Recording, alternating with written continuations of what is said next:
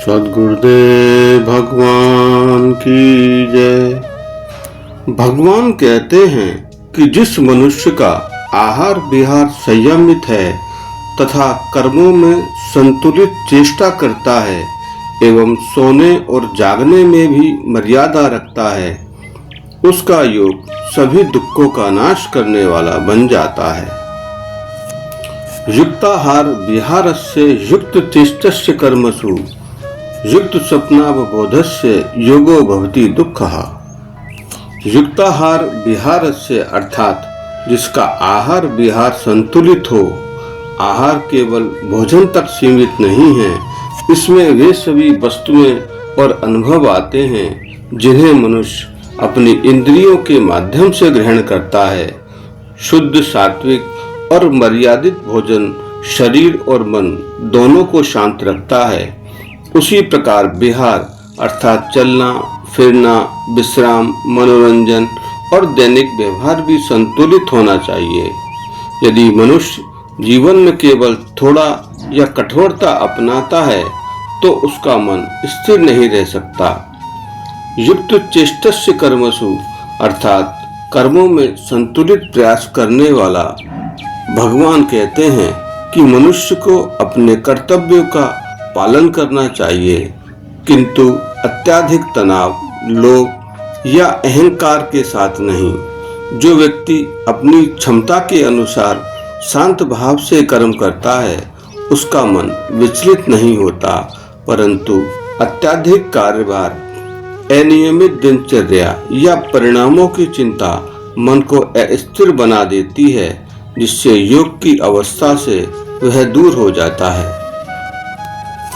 युक्त स्वप्नावबोधस्य भगवान कहते हैं कि नींद और जागरण में भी संतुलन आवश्यक है। उचित समय पर पर्याप्त नींद शरीर और मन दोनों को स्वस्थ रखती है, उसी प्रकार जागरण भी संयमित होना चाहिए। इस प्रकार संतुलित जीवन जीने वाले व्यक्ति का योग दुखों का नाश करने वाला बन जाता है। यदा विनीतं चित्तमात्मन्येवावतिष्ठते निस्पृह सर्वकामेभ्यो युक्त इत्युच्यते तदा।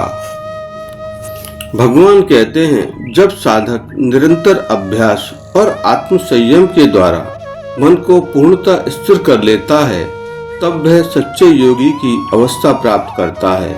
विनियतम चिंतम अर्थात पूर्ण रूप से नियंत्रित और अनुशासित मन का स्वभाव चंचल है।